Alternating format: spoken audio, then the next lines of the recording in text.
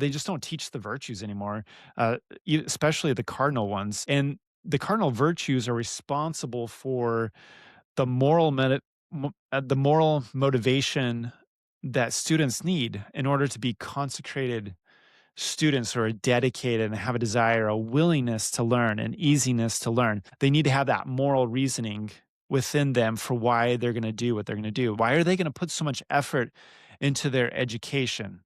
Well, that's what the great books teach. They teach the morality of being a human being. They teach the morality of who we are and how society best functions. They teach the beauty of God's plan for them, and it goes on and on. And in public schools, they have a very passive learning model. Teachers are just dumping facts into them. They're opening their heads and just dumping the facts in and requiring them to memorize them. It's kind of force-fed system. Here it comes down the conveyor belt. You better process it as it comes by because it's not going to last very long. So it's very passive learning. The students are being acted upon instead of acting for themselves, and that kills desire. It kills that willingness to learn. Hey, my friend, welcome to the Phillip Mason Show, where acquiring wisdom is king and pursuing education is a lifelong adventure. I'm your host, Phillip Mason, and I am delighted to have this time with you today. So today for our episode, we're going to go ahead and we're going to talk about the second step to wisdom, which is a willingness to learn. So for your benefit, I'll go ahead and link the video where I made a video about the first 10 steps to wisdom. So you can freshen up on that if you would like, on what those first steps are. But today in this video, we're going to focus on the second step to wisdom, which is a willingness to learn. Now, I know what some of you are thinking, this seems like kind of a cheesy step, right? Willingness to learn. Can't I just snap my fingers and be willing to learn and I'm good to go? Why do I need to learn about this? Why do we need to talk about this? Well, the reality is this is something that the best learners and the wisest people on this planet, they've spent a whole life cultivating a desire to learn, a desire to develop wisdom and to gain knowledge. And it's been a lifelong practice for them, this willingness to learn. And most people don't have a willingness to learn. I can tell you that from personal experience, having been a professional teacher and also an amateur teacher, and on a lot of different fronts and in a lot of different organizations. I've in a lot of different sectors of our society as a teacher in those areas. I can tell you a lot of people do not have a desire or just an overall attitude of willingness to learn. And it really handicaps them. It really handicaps them in a lot of different ways. And it's really sad to see. And a lot of our rising generation do not have a desire to learn. And there's some key reasons why that's occurring. And I'll cover some of that today in our video. But a willingness to learn has to be developed within you. There has to be an easiness about you that you just want to soak things in. You're this human sponge, and you want to soak it all in, and you're going to carry it despite the weight of it. Even though it's heavy, you're going to take it in because you have a thirst for it. Now, there's also a quality of having your freedom of soul. So having freedom of soul or freedom of mind puts you in the right mindset, or I like to call it the highest willingness to learn and to explore. So being able to have freedom and culturally to have it, and also it helps to have a government structure that supports freedom. A lot of people are in countries that don't have a government structure that supports freedom, and that actually prevents them from having a willingness to learn. It was interesting. I served a church mission. At one point, we interacted with a whole group of Russian immigrants to America. They'd been here for a while when we ran into them, but we were talking to them, really nice people, but they perceived that anything that we shared with them was just propaganda. And that's what you get from communist countries or countries that have been communist in the past, is there's no freedom to learn. You have to believe what the state tells you. And so to them, everything is propaganda, and they don't know how to discern between truth and error. And they don't really have a hunger for the truth because they just assume that everything they're being fed is baloney. It's just garbage, right? So having a free government structure is super helpful, but having a free society where people are free and open to learn whatever they want to learn, study whatever they want to learn is very important. Um, Even if it's topics that you don't believe in or don't agree with, you certainly don't have to participate in them. But allowing others to have that freedom helps preserve that freedom to learn for yourself, and that's really critical. There's another point I'd like to make here, and that's you have to have a desire for knowledge and a willingness to receive that knowledge. Just like you want food and you need food, like I don't know of too many people that miss meals, and when they do, there's usually something wrong that's happening in their life. Maybe there's a mental illness or they're having a physical illness and that prevents them from wanting food. But all of us have a desire for food and for water, and we seek after it. Like we have a huge desire for it. We put a lot of effort into getting food. And the same goes for air. We all love to breathe, and if we don't have air for more than a few seconds, it's a problem, right? And we have an intense desire for air, and so we really should have that same intensity for learning and for wisdom that we do for air and for food and for water. That's and that's really kind of the direction that we're going here in this video today. Now, I just want to share a story with you that happened today. I was with my son, Troy. We are driving in the car. He and I go and work out in the mornings at the gym together, my teenage son. And we were driving together. We are actually coming back from the gym. And he was just really quiet for a moment. And then he says, "Hey, Dad,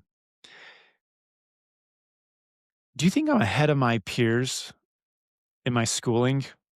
And I just kinda looked at him and I said, Compared to your peers in the public school, right?" And he's like, "Yeah." And I said, "Well, they've had a different type of education than you've had, and that's what makes all the difference." And he looked at me and he said, "They call me the intellectual giant." His friends call him the intellectual giant. And and I looked at him, and the way he said it, I could tell that he didn't view himself that way. So I said, "You don't think you're an intellectual giant?" He's like, "No, not at all." And I was like, "Well, I don't view you as an intellectual giant either."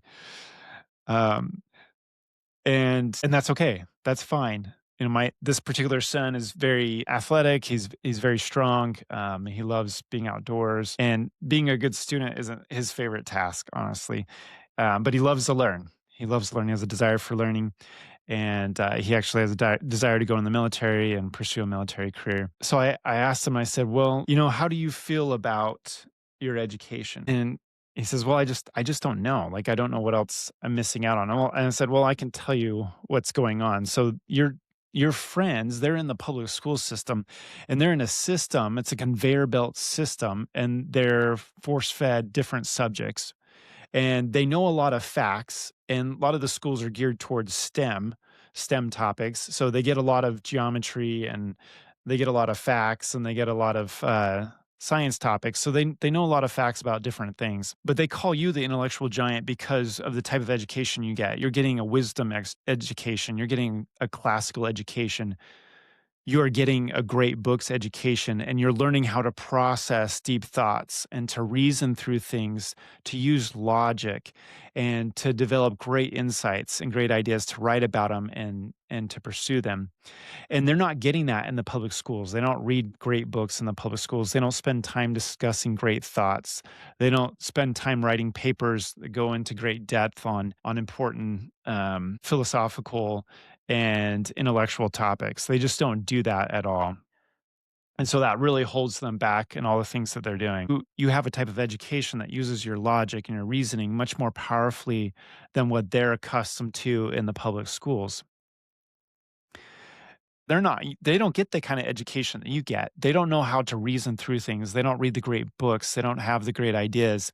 They don't have the great source of knowledge that you do from reading those great books. And so you have a lot of great insights on human character, human behavior, human morality, and how governments form and how governments work, how governments should be structured, and you just know a lot about how the world operates.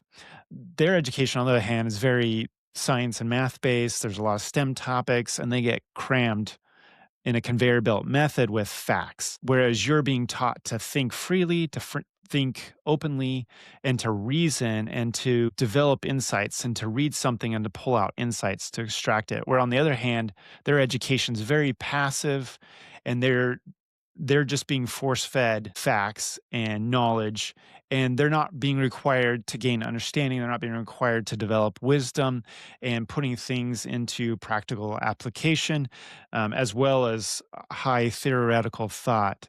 They're just not required to do that in the public school system. So you kind of have this advantage over them, and they recognize that in the way that you communicate and the way that you share. And it produces a powerful effect upon their minds when they see you being able to pull out insights and be able to talk about deep and heavy topics with ease. And so that's why they call you the intellectual giant. And it's not because you are, it's just because they're lacking the education that you've gotten. And really, anyone could have that type of education if they had a liberal arts education, they had a classical education, if they read the great books, they could be in the same position as you. And I know you don't consider yourself a great scholar or a great student or anything, but anyone can have a high level of intelligence and reasoning by having this type of education. So having the right type of education makes all of the difference. So that homeschooling education where we're teaching from the best books, reading, writing, studying, discussing, presenting, debating, all of that is so critical to developing the brain and the mind to be a powerful thinker, to be a powerful statesman, to be a powerful leader. And they're just not doing that in the public school system. If students graduate from the public school system and they have that ability, it's because they're doing something at home on their own with their parents.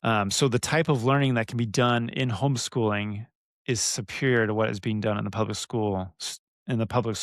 It produces a superior student. Now, there's nothing wrong with learning the STEM subjects. It's great and wonderful, but if that's all you do, it's poorly balanced, and you become very lopsided, and you get yourself in trouble over time if you don't have that moral training. Now, the public school system, I've talked a lot about how the public school system really has deteriorated over the last 80 and 90 years at an incredible rate, and it just keeps getting worse all the time. But public schools, they actually kill the desire to learn. So students don't have this willingness to learn. So I'm just going to highlight 6 ways that they do this. Now, I could come up with a list of 50 or 60 pretty easily of ways that they kill the desire to learn.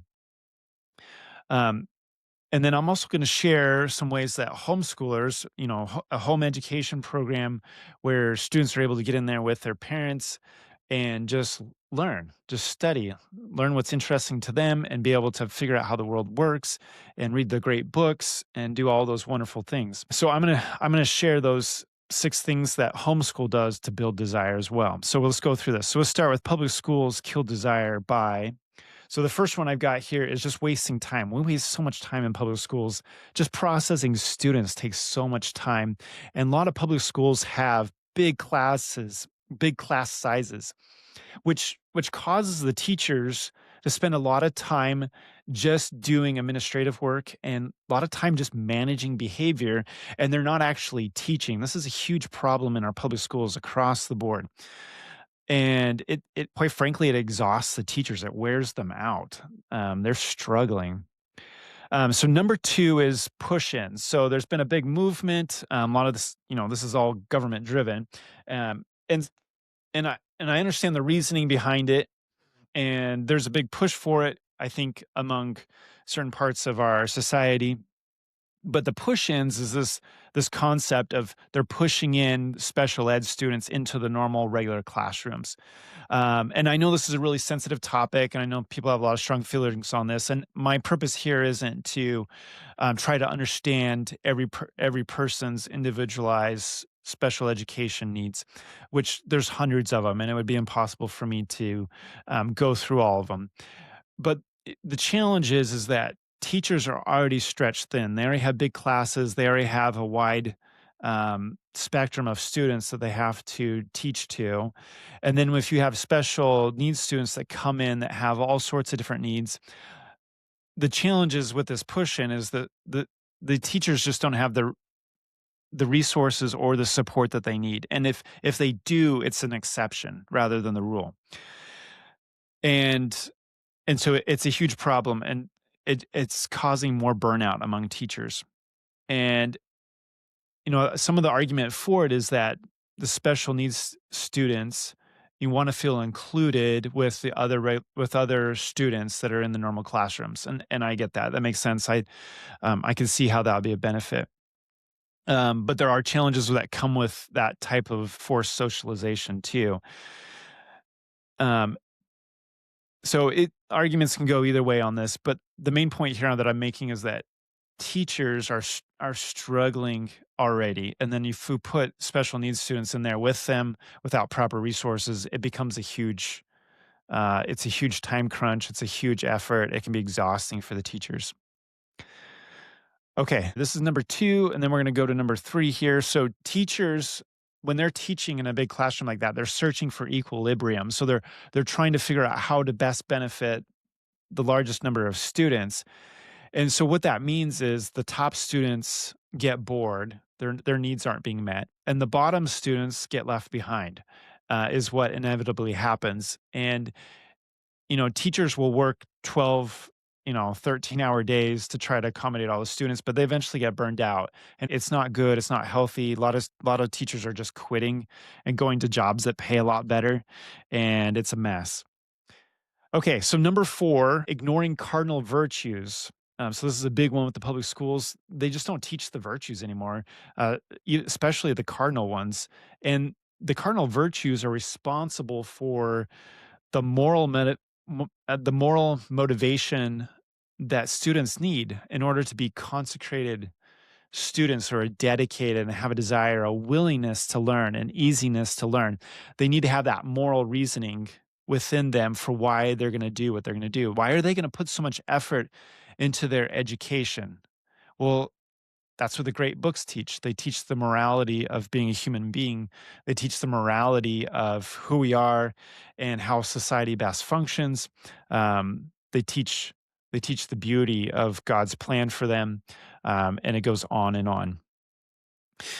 Now, let's move on to number 5 here. So number 5 is in the public schools, they have huge overstructured days that leave little time for unstructured learning exploration. And this is across the board. And what's boggling to my mind is how they keep pushing the age down and down to younger and younger ages. We're getting to the point where we're almost like China, where as soon as they're born, they're put into a state institution. You just, you're having children, at age 3 and 4 who are, being dumped off with a teacher and being put into the school system, or some sort of program. And really, we're forcing this fact-fed conveyor belt system into our younger and younger children, which, quite frankly, to me is reminiscent of some of the Nazi youth programs and childcare programs that were being instituted during the Nazi socialist regime that caused World War I and World War II in a lot of different aspects, especially World War II under Hitler. But I digress. So public schools are just way too overstructured. Students don't have free time. They're so structured, they feel like they're in prison, and it just kills their desire to learn. It kills their willingness to learn. Okay, so let's move on to number 6. And in public schools, they have a very passive learning model. And teachers are just dumping facts into them. They're opening their heads and just dumping the facts in and requiring them to memorize them. It's kind of force-fed system. Here it comes down the conveyor belt. You better process it as it comes by, because it's not going to last very long. So it's very passive learning. The students are being acted upon instead of acting for themselves, and that kills desire. It kills that willingness to learn.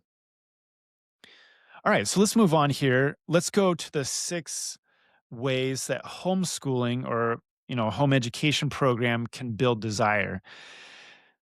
So the first one is just time efficiency. Students get to work right away. There's no delay. And if there's a delay, it's a personal character thing, and they can work through that. Parents can help with that, and they can work when they're most productive. Some students do really well just right out of the gate early morning. Some do better in the afternoon because of health reasons, whatever. And so you can customize your day, and you don't have to waste time waiting for other students to do things or for the teacher to do something. You can have your program, your curriculum. You can just jump right into it. You can have your book, just start writing and reading, and mom and dad can help supervise, and it's very efficient.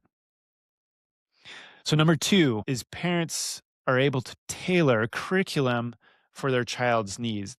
So a regular teacher in a public school classroom, he or she is gonna do what's best for the majority of the students, or what the school district dictates, and is really what it comes down to as the curriculum, and that's really what's gonna happen. It's not necessarily what's best for that particular student's needs. It's just kind of a general broad, and oftentimes it's very watered down, very a lot of the curriculums today are just very blah, just very malaise, you know, frosted glass. It's hard to see anything through it. A lot of curriculum today is just very dry and boring and dull, if I can just be honest here. Okay, so tailoring that curriculum is very important for parents, and they can do that very easily. There's just so many great resources out there, and so many great books to read. The opportunity is just endless. And the public school just does a narrow sliver of what is actually possible. Okay, so number 3, and I think this is huge. So the parent loves their child better than any teacher at any school can, and that's the truth. Now, of course, there's always exceptions to that. You know, some parents have a ways to go in the way that they care and love for their child. I get that. There's exceptions, but by and far, the rule is the parents will always love their children more than anyone outside of the family. And that love is one of the cardinal virtues, and it is a powerful motivator. When children know that their mom or their dad love them and that they want them to learn these things because it'll help them be like them, man, children are all over that. They can't get enough of it.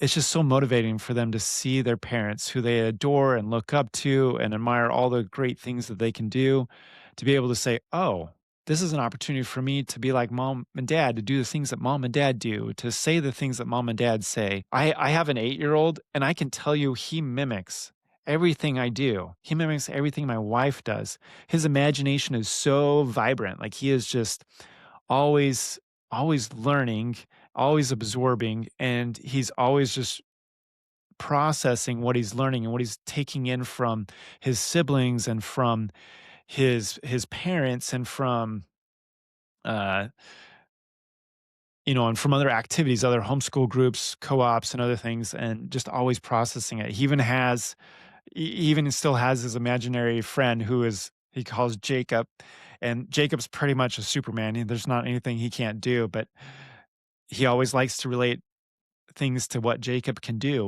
What's the potential for Jacob to become, and how does he do it? And he's always happy to explain to us how Jacob is just this amazing man for all seasons. And it's really charming. But it's how he's processing, it's how he's learning, it's how he's exploring the world around him, and he's just soaking it all in, and he just wants to learn it all. And in a home environment like that, where there's love from mom and dad, that the child just blossoms, and there's just no end to it. Okay, so that's number 3. So now we're moving on to number 4. So the beauty of homeschooling and, doing your own homeschool program is that the parents get to teach morality. They get to teach religion. They get to teach freedom principles. They get to teach patriotism without negative influences or cultural systems dictating popular beliefs that may be at odds with family values and with the principles that the family operates on, or with their religious beliefs. And that's really important. And quite frankly, my guess is that's probably the number one reason why most parents pull their kids out of public schools and homeschool them. Hands down, I bet that's the number one reason.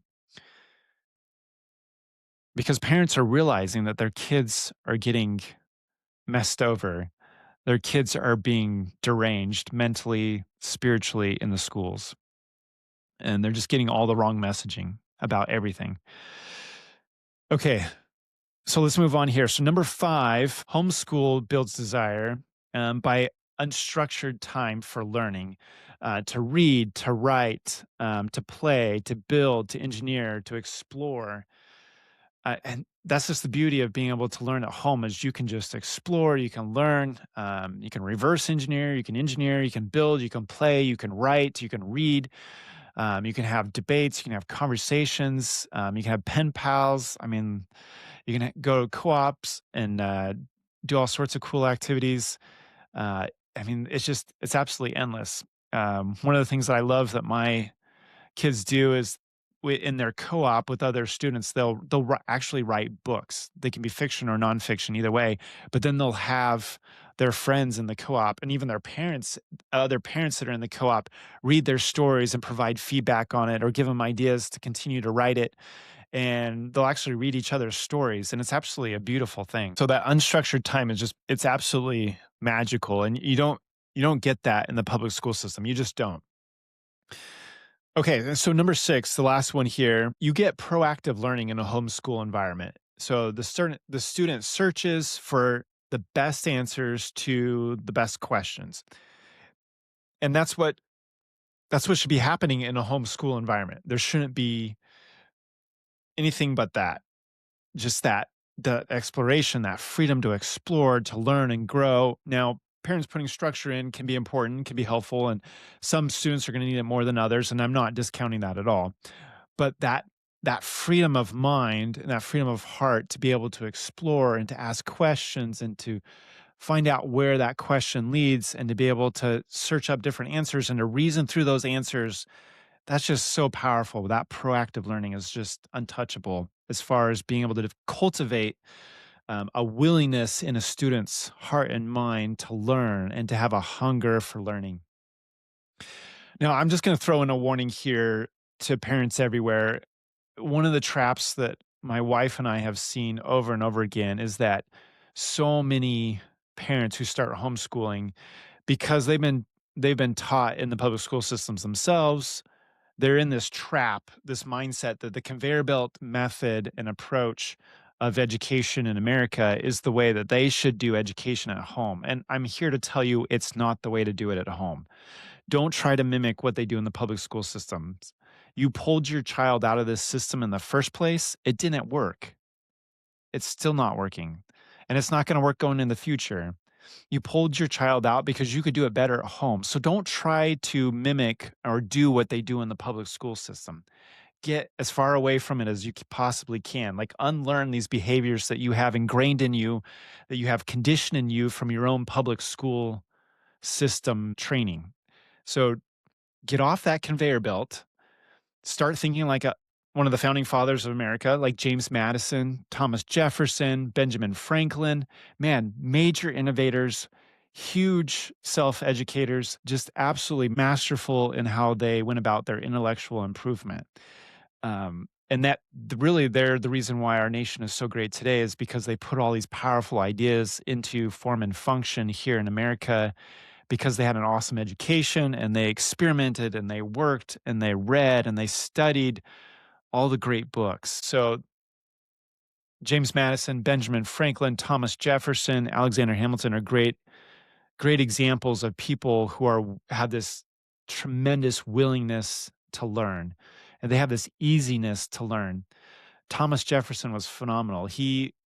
When he was studying law, he went for 5 years, and because he kept really detailed records, we know that oftentimes he studied for 11, 12 hours a day, sometimes 16 hours a day. And he just did this consistently day after day for years, for 5 years, just learning the law, just the law. And he learned and studied so many other things, just absolutely phenomenal. But that's the power when you ditch all the structure, you ditch all of the passive learning models, and you just start being proactive and you have this hunger and desire. And it's hard to replicate that, but it produces intellectual giants. It produces men like Thomas Jefferson, James Madison, Benjamin Franklin, Alexander Hamilton, who just became powerhouses because of their education. Now, they had natural talent too, granted, but They did education differently than we do it today, and it made all the difference. It makes all the difference. It's why my son, who I talked about earlier, it's why his friends think he's an intellectual giant, but yet he knows he's not. But he's just had the right type of education. He's had the right type of training, and that's made all the difference. And his friends aren't getting the right type of education, and that's why they're struggling to hold conversations. They're struggling to be able to debate important issues. They're struggling to be able to understand the principles of life and understand the structures of governments and to be able to understand how societies work. They just struggle to understand those things because it's not being taught in society. They're not financially savvy. They don't have a financial education. They don't have a moral education, and it really hurts them in a lot of different ways. Okay, so I just wanted to share that warning with you, and it's so critical that you understand that and that you just take confidence in your own ability to educate your children. And really, you just start with reading, writing, and conversation discussion. That's just really the best way to do it. You pick out some of the best books, you just jump in and get started, and then you can get more sophisticated from there. But you got to have that as your foundation. Okay, so we're talking about willingness to learn. I want to share with you some things that I've gathered from Socrates, one of the great Greek philosophers who just had this tremendous willingness to learn. In fact, he was so willing to learn that he literally dropped everything else out of his life to learn and to reason with people and to uh, basically find the truth. What is the truth? What works? What doesn't work? That's what Socrates was all about. And he's a tremendous example of just being a very enthusiastic, desired filled individual to seek wisdom, to seek truth, and to seek learning. So I'm going to go through, I've got 5 things here that Socrates said that I think help us to understand this willingness to learn and the power that's comes with that willingness to learn. All right. So the very first one, number one, he says, the only true wisdom is in knowing you know nothing. So this is one of the key concepts or ideas from Socrates, from Plato's dialogues of him. And so there's this idea of having this almost painful awareness of your own ignorance. One of the challenges that we have with today's youth and today's children is because they're on their phones so much and they have so much information thrown at them, they think they know everything.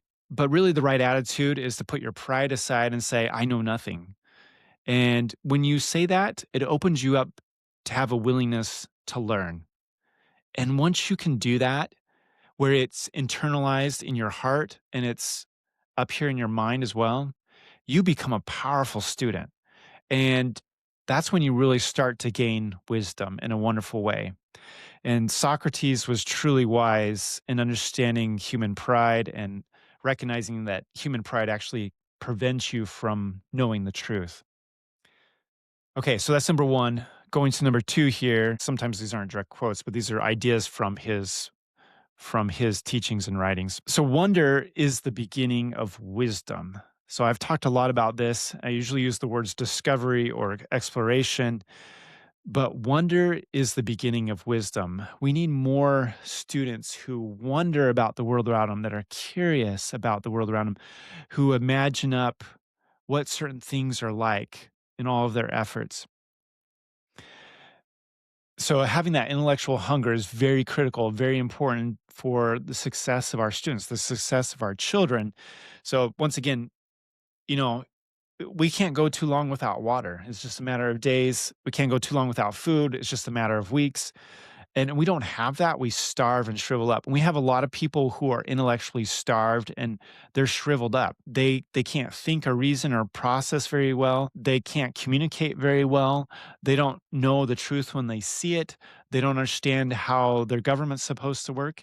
They don't know how to function in the workplace. There's all sorts of problems that come out of having graduating students out of public school systems who don't have a hunger for the truth and don't have a way to be able to acquire more truth because they've never learned how to learn.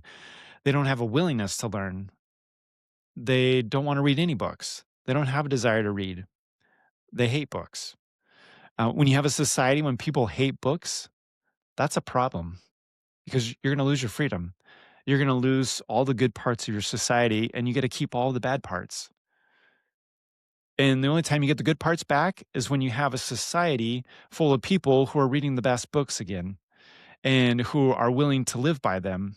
And that's where wisdom comes into play. And that's why wisdom is so important, is because that's what makes your society free. It's what makes your society great. It's what makes your society happy, is when you have that type of education that fills the soul, it brings joy to the soul and liberates you from captivity, allows you to be able to provide for your family, allows you to be able to choose the right to act morally. It allows you to build a righteous family and to get married. It allows you to be able to know who to vote for and when it comes to elections and who not to vote for. Education is so incredibly powerful. It helps you recognize when there's threats to your safety and to your happiness and to be able to act on it. So education is incredibly important that way. And we're just neglecting it. Okay. So moving on here. So number 3, but he's the idea here is education is the kindling of a flame, not the filling of a vessel. So a vessel being like a pitcher or a jar, something like that, a water cistern. So if you think about what it takes to start a fire, if you have your Boy Scout and they got some kindling and a little bit of flint and steel wool or whatever it is they have some kindling and a little bit of moss, dried out moss, and they're gonna use metal pieces to be able to get a few sparks into that kindling so that they can blow on it, so that they can fan the flames and eventually get enough heat there to actually burn some wood. That's the way all education starts out. And we have to remember that as parents, is that with our children, it's just a little bit of nourishment at a time, step by step, milk before the meat, and that kindling of the flame. And eventually that flame gets so hot that there's nothing the flame can't consume. You can eventually get fires hot enough to melt metal. And when you get that hot, you're able to purify metals and to refine them and get rid of the dross, the imperfections out of them. And that's what happens with the great books. You start out with lesser books, and then you move to the greatest books that have ever been produced on the planet. And as you move up through that, it removes the dross. It refines you and makes you a better person. It makes your soul better. It makes your mind better. And just like, as they purify silver and gold and they remove the dross out of it, all the impurities out of the metal, so it's 100% pure, or as pure as it can get. But it requires high temperatures. It requires an uncomfortable environment. So sometimes to be educated, you have to be uncomfortable. You have to be willing to do the work in order to be able to get that high level of purity, that high level of wisdom, that high level of beauty and strength and nobility. And so you start off with that little flame, all to the point where you have, a hot oven that can melt metal. And so that's kind of the analogy there. So you have to have the ignition, but you have to maintain it and build it. And that's what you want to do over your whole life. You want to get to the point where your education refines you as a person and helps develop you into a great person, because you've had a great education. And we just need more people like that. So the other thing that's important with this idea here is private education, or education at home, is really the kindling of the flame. That's the goal of the parent, is to kindle the flame with the student or with their child. And you're trying to find ways to help them explore and to learn and get them excited about them, help them figure out what their talents are, what things they're interested in, help them just get a breadth of different topics and subjects and find out what's most interesting to them. And then once you find those topics that they're really interested in, then start going really deep with them. And it will kindle a flame in your child in such a way that they'll never want to stop learning. If you do that on a consistent basis, it'll develop a habit within them that'll last the rest of their life. And it's just absolutely profound. So on the other hand, public school systems, they're in the business of filling vessels. So you pop into class, conveyor belt method. We're going to dump some facts in your brain, and we're going to kick you out the door at the end of the day, and hopefully you retain some of those facts. So totally different approach. So Socrates was dead on. It's not about filling the vessel. It's about kindling the flame and allowing the person to learn for themselves. I, I tell my students, and they sometimes mock me for this, but I tell them, I can't teach you anything. You have to teach yourself. You have to develop yourself to such a point that you have a desire to learn, a willingness to learn so that you can go in there and be self-actuating. And, I can passively, using this passive model, I can dump some facts in your head, but it's really not going to benefit you until you have a hunger and desire to learn on your own and to acquire the truth. Okay. And then number 4, I've already led into it here, but number 4, I cannot teach anybody anything. I can only make them think. And that's what we're going for, is to help others think for themselves, to reason for themselves, to lift others by their own volition through and by their education. So Socrates was right. And, I can't teach anybody anything. We call ourselves teachers, we call ourselves educators, but really the only person that can really educate themselves is the individual. It's the individual who acts, it's the individual who thinks, it's the individual who has feelings in their heart.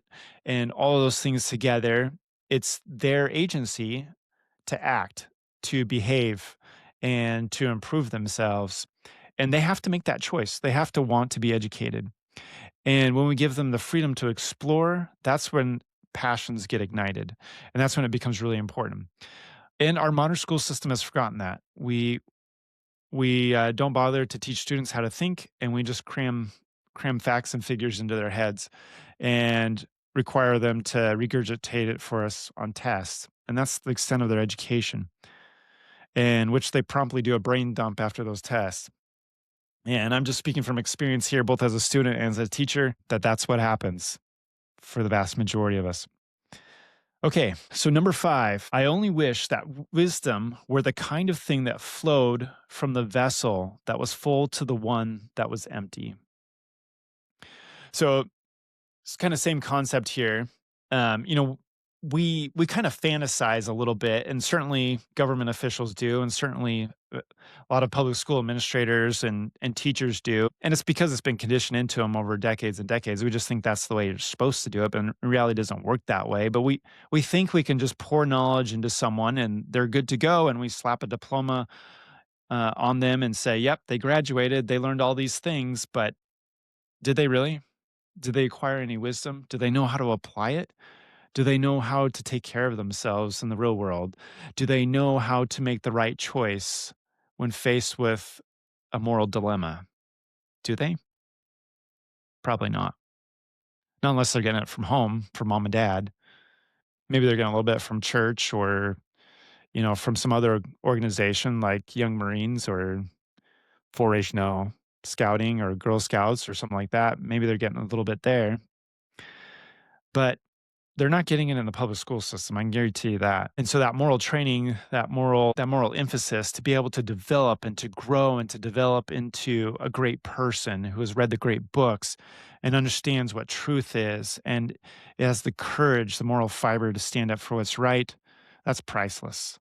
And you have to train students that know how to reason and think and can process ideas at a very high level. And so, yeah, we have this fantasy in the public school system that we can just transfer knowledge from a teacher to a student without any work, without any effort, without being struggled for, without application. We just think we can do a brain dump, brain transfer, and all of a sudden the students magically has it. But it doesn't work that way.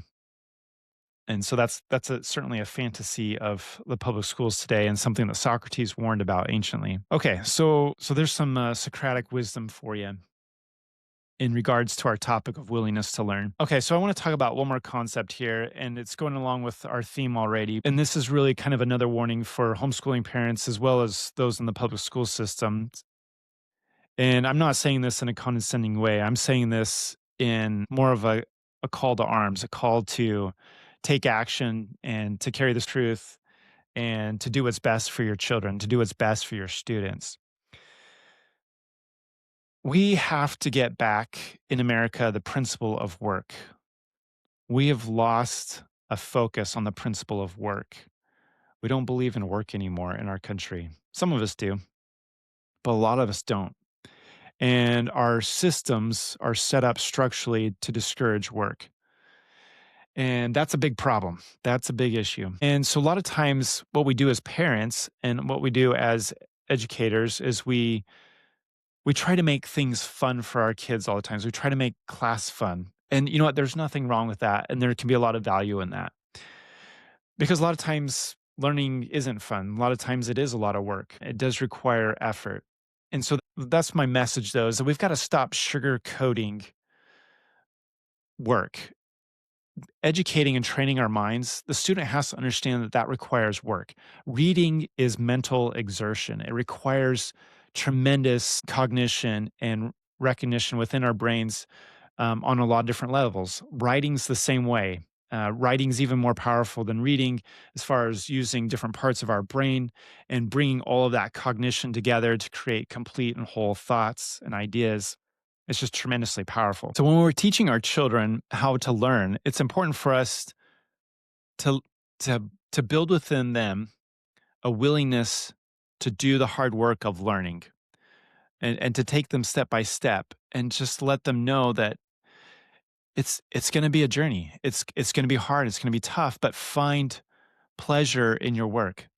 Find the rewards to your work. Find the joy that comes after putting in the hard work, and don't deprive them of the joy and of the satisfaction that comes from putting in the hard work. We can gather pleasure from doing work. We oftentimes think that pleasure comes from just chillaxing and kicking back and doing fun things and having hobbies and having free time. That's where our pleasures come from. But we can find pleasure from our work. We gain pleasure from doing work that builds our minds. We get pleasure from doing things that builds our character and helps us to know how to operate as human beings. We can get a lot of joy and pleasure from that. So I think we do sometimes a disservice to our students and to our children when we sugarcoat learning and we sugarcoat the hard work of reading or the hard work of writing or the hard work of preparing for a debate and or doing the hard work of having a Socratic seminar or a just a educational conversation on a given topic. So, we may start off with very simple books like Dick and Jane books, which I wouldn't recommend, or a Dr. Seuss books. But then we work our way all the way up to Tolstoy, War and Peace, and we work all our way up, all the way up to reading some of the more difficult chapters in the Bible, or we work all the way up to reading Alexander Pope's poems, and there's or Dante. Some of those great works, those are very difficult works to read, but they're so powerful. They're so beautiful, but it takes a lot of work to get to the point where you can read some of those great works. And you start off simple and you build up. So be willing to work. Teach your children to be willing to work. Work is a wonderful principle. Okay, so this is my challenge here. We're going to wrap up. This is my challenge for you personally, and I want you to pass this challenge on to your students and to your children. And so I want you to be on the lookout this week. When you have an opportunity to learn something new, instead of being disgruntled or moaning that you have to put in the effort on it, think to yourself instead, how can I benefit from this learning experience? How can I learn it in such a way that it's interesting to me? How can I learn this in such a way that I can add to the great knowledge and understanding wisdom that I've already got? And if you don't feel like you have very much already, that's okay. Where can I gain a baseline? Where can I build my foundation at? And approach it with that attitude. So I'll give you an example. When my wife was in college, she has no interest whatsoever in mechanical things. Mechanical engineering, anything that moves, that has joints, that functions, goes along mechanical principles, she just really doesn't have any interest in. However, she had an interest in driving a car, and she had an interest in making sure that her investment in a car lasted a long time. And she wanted it to always work when she went to the garage to get her car. And so as a college student, she said, I'm going to take an automotive mechanics class in college. And she did. And she's a school teacher herself, so she was, elementary ed major, but she took an automotive mechanics class, which she was totally out of her comfort zone. But she's like, she was determined to learn how to care for her car. And so she took this class and she learned a ton. And a lot of it was foreign to her, but she really benefited from it. And it's been an asset to her ever since. Well, this has been the Phillip Mason Show. Thank you, my friend, for joining me today. It's been a pleasure to spend time with you. And I just know that if you'll cultivate within yourself a willingness to learn and to build wisdom, it will pay huge dividends into the future. Thank you for being here with me today, and we'll catch you on the next episode.